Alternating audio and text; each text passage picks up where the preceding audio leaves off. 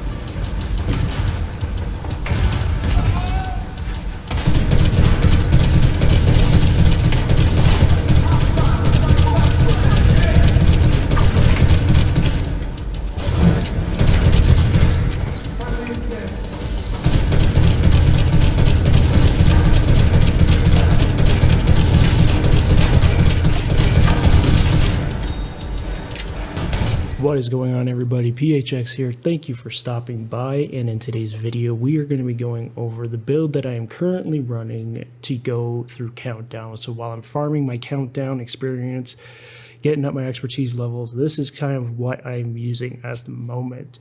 Now there's a lot of different variations to this build that I'm going to showcase. That way you can find the right synergy that you want specifically, because this is going to be going to be synergizing with the Ravenous, the exotic rifle you get from the most recent raid in the Division 2, the Iron Horse raid.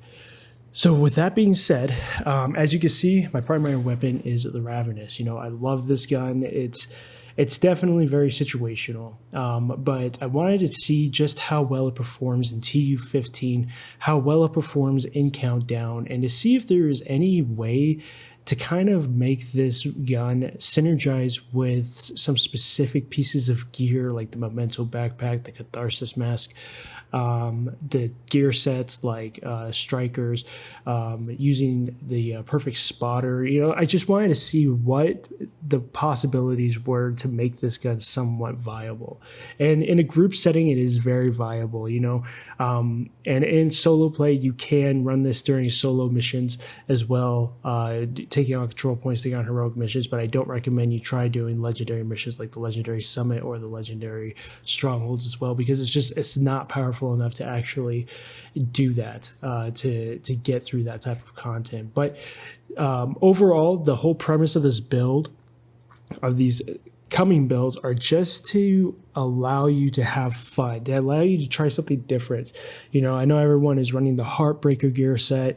Good on you for running that, but when everyone is running the same thing, it just kind of becomes mundane, and there's really not a lot of, you know, diversity or, you know, specifics when it comes to creating builds, because then you're just copying, pasting, and that's it, you know. So for me though, like, I'm having a lot of fun with this, especially when you're proccing all the different types of buffs for your character. When you get the buffs from Countdown, it's a lot of fun to use. So let's go ahead and let's get right into the build video. So right now, as you can see, my specialization is the TAC 50. Now I'm running the TAC 50 to get that extra weapon handling with this build, with the Ravenous. The Ravenous, you know, is a standard rifle, so it doesn't need a lot of accuracy, doesn't need a lot of weapon handling, but it is nice to have just on the side. That way you do land your shots So with the Ravenous, it is completely proficient, but I haven't added any of the upgrades to it. We're not going to get there quite yet. I think we'll do a little bit more farming.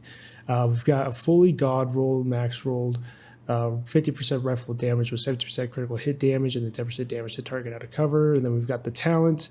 You understand what the talents are, that when fire from the right shoulder hits add offensive primers, and defensive primers when fire from the left shoulder hits from one shoulder will detonate all the opposite shoulder's primers when present. When detonated, each offensive primer deals 100% weapon damage, while each defensive primer grants 4% bonus armor and 10% amplified damage to armor plates for 5 seconds.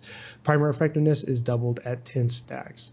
So landing your stacks, once you max those stacks, it's going to be from 10 to 20, so that's really nice. We've got the optics rail for 5% critical hit chance, 10% reload speed, 5% critical hit damage from the muzzle, and then the umbrella slot is 10% stability as well. For your secondary, you can run whatever you want. I'm just running test subject just because I'm trying to get this, trying to get test subject proficient as I can, almost there at the proficiency rate of 10. So I'm not really going to go into this. Your secondary can just be whatever you want. So can your sidearm. Again, I'm just running the TD1 card custom just for proficiency reasons. That has nothing to do with the build whatsoever. So now let's get into the gear. So now for the first variation of this, I wanted to go over the striker, the 3-piece striker, with using the perfect spotter and the memento backpack. So now using the striker, the 3-piece striker, we're getting that 50% weapon handling and then that 15% rate of fire. And now if we go over to the gun range, you can see just how well it fires with that 50%. Now if I were to take this off, let's say we throw out, we'll just throw out and chill out mask. Throw on the chill out mask.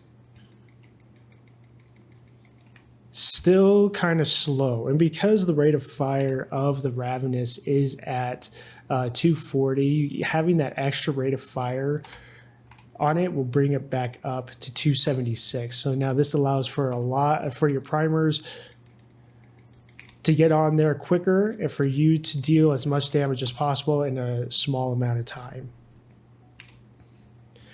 So now running 3-piece striker, we've got the 50% weapon handling, 50% rate of fire, 50% weapon damage, critical hit damage, and then we are running protection from elites. We're running protection from elites because of the reason about having to stay out of cover in order to use this weapon. As you know, with Countdown, there's a lot of elites there, but having enough protection from elites will help you kind of negate a lot of their damage. For the backpack, we are running Memento, so we've got the 50% weapon damage, 170 armor, and then +1 skill tier. We are proficient, and then for this, we are running a critical hit damage mod. Again, I would rather run another protection from elites. I don't have another one available to me. I've yet to have another one drop. So, but if you don't have another protection from elites mod, I would recommend that you run crit chance or crit damage, whichever one you feel is necessary for you. You understand we got the kill confirmed, 5% weapon damage, 10% bonus armor, 5% skill efficiency, and lasts for 10 seconds. Every trophy collected is 1% weapon damage, 1% skill efficiency, and 0.1% armor regen for 300 seconds. Max is 30 stacks. For the chest piece, we are running closer. We have 5% total armor, 141 armor, we are proficient, 6% critical hit chance, 10.9% critical damage, and then again, we are ready protection from elites. We've got the perfect spotter, total weapon and skill damage with 20% to pulsed enemies. So running this in a group, you won't have to really worry about pulse, but I'll get into that when we get down to the skill sets and to the other variations. That way you can understand just how well you'll be able to use this build. For the gloves, we are running another striker piece, 50% weapon damage with critical hit damage. Holster is striker as well with 50% weapon damage and critical hit damage as well, maxed out. And then for the knee pads, we are running the Fox's Prayer, 50% weapon damage with a 10% rifle buff for the Overlord armaments. Completely proficient, 8% damage to target out of cover, so you should have a total of 18% damage to target out of cover, and then 8% weapon handling.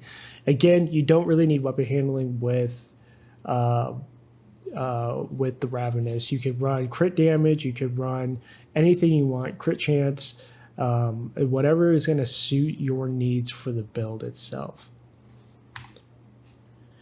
So for the skills, you can run whatever you want to run.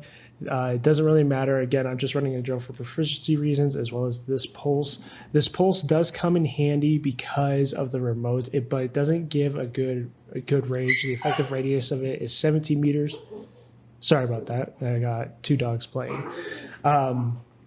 The effective radius is about 17 meters, so it's pretty big, but it's not big enough to where it's going to constantly keep pulsing enemies for you in order to proc that 20% amplified weapon damage from the closer chest piece. So now let's get into another variation of this build. All right, so now the second variation of this was kind of more centered and focused around the possibilities of using armor regeneration while you are maintaining out of cover because of the weapon. So we went over the 3-piece striker set. Now this one has to deal with using the Catharsis mask. And so we know what the weapon we already have is the Ravenous, but we are using the Technician specialization. And then we've got the Catharsis mask as well. We've got full maxed out 170, incoming repairs, armor regen, and then we've got protection from elites mod. Again, you want to use protection from elites mod because you are going to be staying out of cover for most of the time. We've got vicious cycle, taking damage, build stacks to a cap of 30. Each stack grants 1% weapon damage, taking damage at max stacks, triggers a purge, moving all stacks and status effects, and then dropping a healing cloud, which restores 5% of max armor for 10 seconds to all allies of the cloud.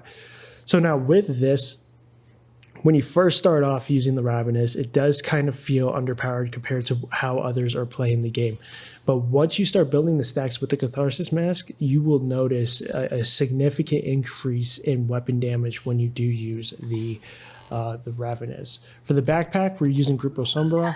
11.3% weapon damage with 50% critical hit damage. We are proficient. 10.3% critical hit damage, 6% critical hit chance, and then again, 12% protection from elite.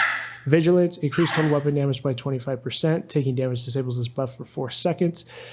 Again, you can run what you want here. You could also, if you absolutely wanted to, you could run Perfect Bloodsucker in order to get some armor regeneration as well as stacks of bonus armor. But it's entirely up to you.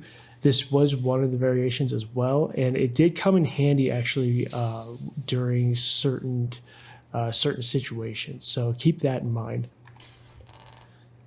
The chest piece is the closer chest piece. Again, 5% total armor with perfect spotter with some armor regen as well. And then we've got contractor's gloves. Because of the stacks that damage the enemy armor plates, you kind of want this damage to armor buff of 8% from the contractor's gloves.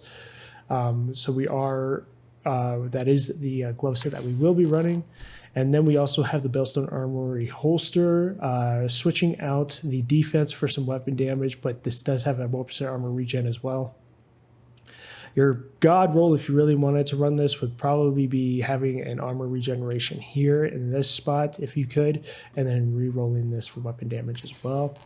And then we are running the Fox's Prayer knee pads. So now for the third variation of this build, we're going to focus more on the pulse. So now all you have to do is just switch it out for the Night Watcher mask, and then you could kind of tweak this to your liking. You could run a Memento backpack as well with this. Again, you could also run Matador, or you could run Liquid Engineer as well for this. But this all has to center around if you were taking on content solo. So like if you were doing Federal Emergency Bunker solo, or if you're running the League solo, this will allow you to get this pulse specifically back 8 seconds right now, but then if you add some skill haste, you can get it down to, I think, about 6 seconds was what I procced at. But again, it is entirely up to you.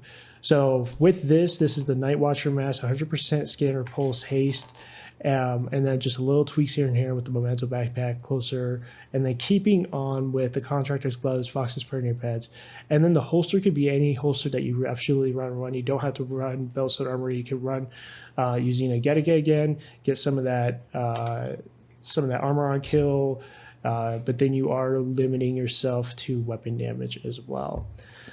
But other than that, guys, that is it. Those are the 3 variations I found right now, specifically for the Ravenous, that I find to be very fun, unique, and kind of tempting to want to try in different scenarios, just to see how far you can push the limits to some of this, some of the content. I mean, overall, the Ravenous is a very situational type weapon. But again, it is still a lot of fun, and I definitely wanted to see how it performed when TU15 kind of rolled out. So if you guys enjoy these types of videos, if you want to see more unique exotics that kind of aren't the meta, that kind of you want to see builds for them, let me know down in the comment section below. Let me know what you're running as well. If you've enjoyed the videos, please give a thumbs up. And yeah, other than that, guys, that is all I have. I will catch you around in the next video. Take care.